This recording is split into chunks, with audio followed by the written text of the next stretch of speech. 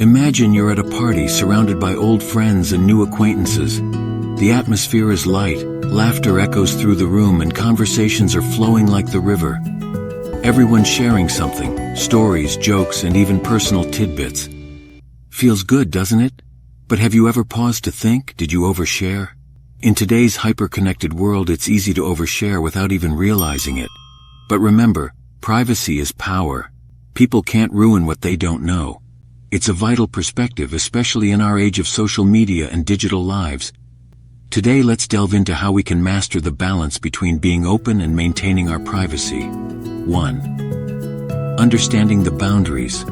Understanding the boundaries in our lives is a fundamental aspect of maintaining our mental health and personal safety. These boundaries, often invisible and unspoken, serve as protective barriers, shielding us from unwanted intrusion and preserving our privacy. These boundaries delineate our comfort zones, the areas where we feel at ease and secure enough to reveal aspects of ourselves. Yet there are dimensions of our lives we choose to hold close, private and undisclosed.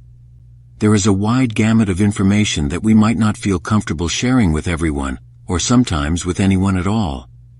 It's important to note that our lives don't have to be an open book, and it's completely all right to retain certain parts of our life private. Personal boundaries are not a sign of secrecy or a lack of transparency. They are a reflection of our respect for our individuality and personal space. The journey to establish these boundaries begins with a deep and careful introspection. Self-reflection is key in understanding what areas of your life you feel safe discussing and which ones you'd rather keep concealed. There's no one-size-fits-all approach here. What might seem like an ordinary everyday topic for someone might be a deeply personal and sensitive issue for you. It could be anything: personal relationships, financial matters, health-related issues, or certain past experiences that you prefer not to revisit. Once you've identified the areas of your life you'd prefer to keep confidential, the next step would be to create a list. This list could include topics you're uncomfortable discussing, personal experiences that you feel are private, or any other aspect of your life that you'd rather not share.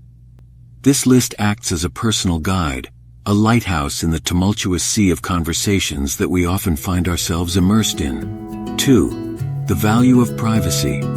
Maintaining privacy in certain facets of life is a powerful act, often overlooked but immensely crucial. The conscious decision to retain parts of our lives private, not as an act of secrecy but of selectivity, not only allows personal security and emotional well-being, but also gives us control over our narrative. This decision to reveal or conceal protects us from unnecessary scrutiny and judgments, thereby showing self-respect and creating a personal fortress of solitude. The principle of privacy being power is universally applicable, as shown by the lives of celebrities. Their constant exposure to public scrutiny often leads to unwanted consequences ranging from mental stress to professional complications. Similarly, in our lives, openly discussing sensitive matters such as financial status can attract unwanted attention and potential scams, emphasizing the importance of preserving certain aspects of life private. The detrimental effects of oversharing are also evident in everyday scenarios like airing relationship troubles on social media. It can invite unsolicited advice, speculation, harsh judgment, or even worsen the situation, disrupting mental peace and personal security. Thus, judicious use of privacy, maintaining what to disclose and what not to, is a crucial tool in preserving our dignity, controlling our narrative, and ensuring mental tranquility. 3. Learning when to share. Now, the objective is not to become a vault of secrets. We are social beings, and sharing is an essential part of our interactions. The key is mindful sharing, knowing when, what, and with whom to share. Sharing is more about quality than quantity. It's about thoughtful conversations rather than revealing every detail of your life. Before divulging personal information, it's essential to evaluate the timing and audience. A pause to consider the suitability of the moment and the context can protect you from potential regret or discomfort. This includes judging whether the situation and atmosphere are conducive to the nature of the disclosure. Additionally, the audience's trustworthiness and closeness are significant factors. The goal is to ensure that the information shared is treated responsibly, minimizing the risk of misuse or misinterpretation. By considering these aspects, one maintains control over their personal narrative and safeguards their privacy and personal boundaries. Trust is another critical aspect. Building strong, trusting relationships before revealing deeply personal details can ensure your information is respected and valued. Remember, trust isn't built in a day.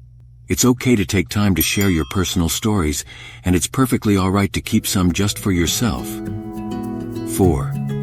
Appreciating privacy and mindful sharing. We've journeyed through understanding our personal boundaries, valuing the power of privacy, and learning how to share mindfully. These steps aren't a one-time practice, but a constant journey in managing our personal space in an increasingly open world. Remember, every conversation doesn't require your full autobiography. You hold the reins to your story.